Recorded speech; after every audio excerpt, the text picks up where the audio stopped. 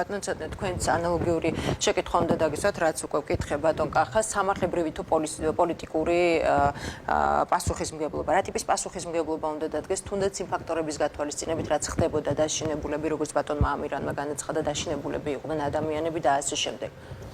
შინებული კი არა, ტერორიზებული იყვნენ ადამიანები და პოლიტიკურ პასუხისმგებლობას რაც შეეხება, მე არ მეგულება დღეს ჭკუათამყოფელი ადამიანი, ჭკუათამყოფელი და სინდისიერი ადამიანი დღეს არ მეგულება, ვინც ხმას მისცემდა დაუშვათ, აი ახლა დღეს ცოცხლები ვინც ყრიან, ამის ჩამდენები იგივე სიგუა გიტოვანი დაეთრევიან, მაგალითად ხანდახან ჭკუასაც გვარიგებენ, იმით რა ქვიან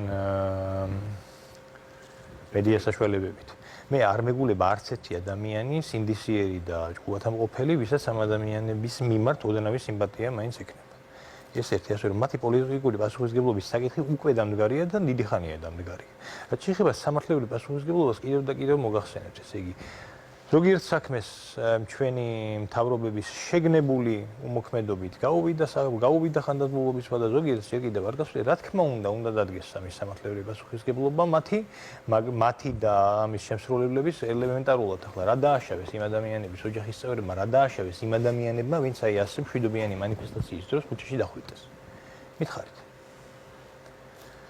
მაგრამ ჩვენი ქვეყანა დგას სიცრუეზე, სიყალბეზე, ისევე როგორც აი ეს სისტემა, მე ადრეც ვთქვი, ის სისტემა, რომელსაც ჩვენ ახლა ვებრძვით, ეს სისტემა ჩვენი ქვეყნის უახლესი ისტორიის გადმოცემა, ეს ყველაფერი დგას სიცრუეზე, სიყალბეზე, სიბინძურეზე მე პირდაპირ ვიტყოდი და იმიტომაც ვცხოვრობთ ჩვენ იქ, სადაც ვცხოვრობთ. იმიტომაც არის, რომ ჩვენ 30 წელიწადი დავდივართ ფაქტობრივად ერთისა და იგივე წრეზე და ვერავითარ დასკვნებს ვერ ვაკეთებთ და აი შეიძლება ითქვას ახლა რა განსხვავება დიდი არ არის, რაღაც ელემენტარული კომფორტის საშუალებები შეიძლება გაუმჯობეს და მაგრამ აი კი დღეს ხალხს არ ხვდათ ქუჩაში, მაგრამ ყოველ შემთხვევაში აი მიდგომა სამართლებრივად ახლა ძალიან ბევრი მე ჩვენს საქმეს აღარ მოვიყვან მაგალითად აქ ისედაც ბევრი ვილაპარაკეთ ამ საქმეზე, აი ათასობით ადამიანია ამ ქვეყანაში, ვისაც აი ქართულად ითქმის პატრონი არ ახავს, ვისაც პატრონი არ ახავს და ვინც ვერ აღწევს სამართალს. ვისაც დაუხოცეს ვიღაცებმა ოჯახის წევრები, გაძარცვეს, წაართვეს ქონება, ეს იქნებოდა სახელმწიფო თუ ეს იქნებოდნენ კონკრეტული ბოროტმოქმედნი და ეს ადამიანები ვერ აღწევენ სამართალს, იმიტომ რომ ისინი უბრალოდ ნაწილობრივ იმიტომ რომ ისინი ჩვენი მოსახლეობის 95% ოფლიო ბანკის მონაცემებით უბრალოდ უპოვარია და სიღარიბის ზღვარს მიღმა და დანარჩენი ნაწილი კიდევ იმიტომ რომ ესე იგი მას არ ახავს გავლენიანი მფარველები. აქ აი უბედურება, მთავარი უბედურება აი ამ საქმეში ის არის რომ ესე იგი ვიღაცის ნებაზეა დამოკიდებული საქმის გამოძიება. აი სამართლებრივი სისტემა აქ არ არსებობს, გამართული არ არის. გასაგებია, მოლოდინის გასაგებია, ბატონო ცოტნე ხვალ თბილისის ომიდან. რა სამართლებრივი პასუხისმგებლობაზე მელაპარაკებით? ვისი სამართლებრივი პასუხისმგებლობა უნდა დააყენონ ამათ? და ჩვენი საზოგადოებაც, იცით, ეს ჩვენი საზოგადოების ბრალია პირველ რიგში. მე პატარა კაცი ვარ, აბა მე რა შემიძლია, აბა მე რა გავაკეთო აგერ თუ იმან შედეგს გესმით თქვენ, აი ასეთი დამოკიდებულება რომ აქვს ხალხს, გესმით თქვენ. რა თქმა უნდა ხელისუფლებას დიდად თავს არის. გასაგებია, ბატონო ცოტნე ხვალ თბილისის ომის დაწყებიდან 27 წელი გადის, 22 დეკემბერი არის. თქვენ მთელი ეს პერიოდი 22 დეკემბრიდან 6 იანვრამდე გაატარეთ თბილისში და შემდეგ უკვე გაატარეთ დევნილობაში. რომ გაიხსენოთ ეს პერიოდი? აბა როგორ გავიხსენო? გზა გროზნომდე, გროზნოში თუ გისაუბრიათ ზვიად გამსახურდიასთან დეტალებზე და როგორ აფასებდა ეს მთელ პროცესი? ჩემთვის პლაცსასიამოვნო არ არის ახლა ყველაფერს გახსენება მოგიხსენებათ. 22 დეკემბრიდან 6 იანვრამდე ჩვენ ვიმყოფებოდით კოლხურ კოშკში და პარალელურად მიმდინარეობდა აქ თავდასხმები მთავრობის სახლზე, ქუჩის ბრძოლები. ჩვენთანაც იყო რამოდენიმე მცდელობა, ასე ვთქვათ, კოლხური კოშკის შტურმით აღების, იქ ჩვენი მძევლად აყვანის თუ დახოცვის, აქ ეს იყო პირველი ეპიზოდები, შეიძლება ითქვას, როდესაც ჩვენ მოგვიწია აი ამ ყველაფერს, როდესაც შევეჩეხეთ და აი ამ ყველაფერში მონაწილეობის მიღება.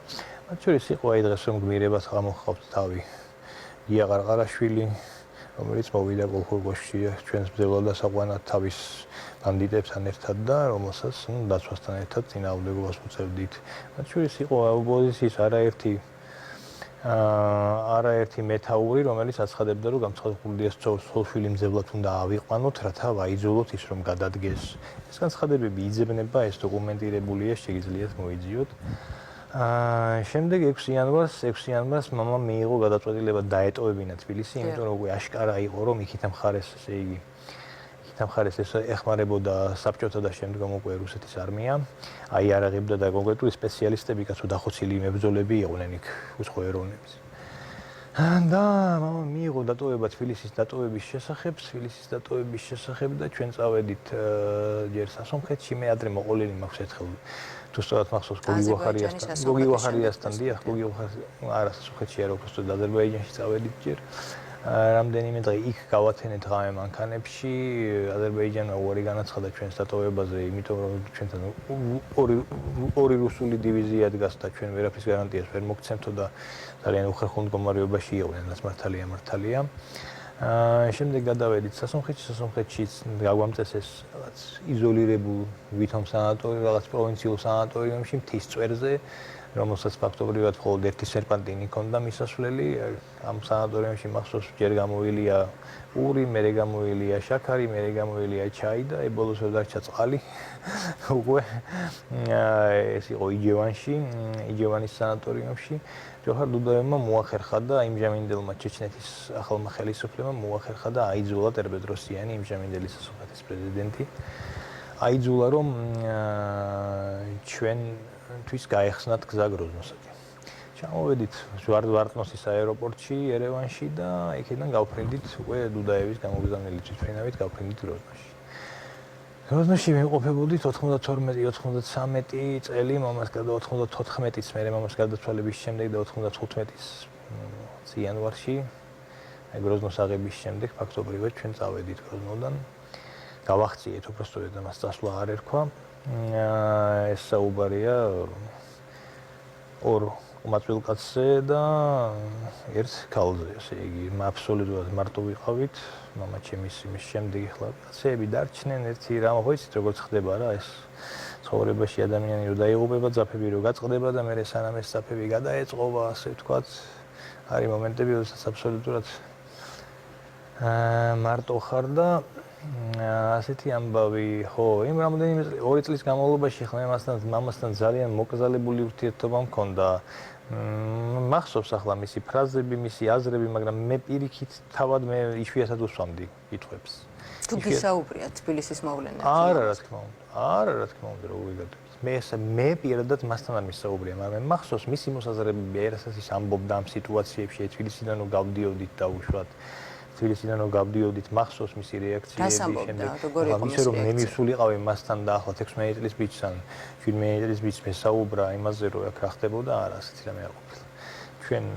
ჩვენ დროს მაშინ ცოტა სხვა ამოშვილობა იყო და მამა ჩემიც, განა იმიტომ რომ ის გვაიძულებდა ამას, არა, და განა იმიტომ რომ ის რაღაც ესეთი სასტიკი მამა იყო, არა. სწორედ რომ პირიქით უბრალოდ მე თავად მქონდა რაღაც მორიდებისა და დისტანციის გზნობა და მას თავად პირიქით უყვირდა შეიძლება ითქვას ჩემი ასეთი რეაქცია.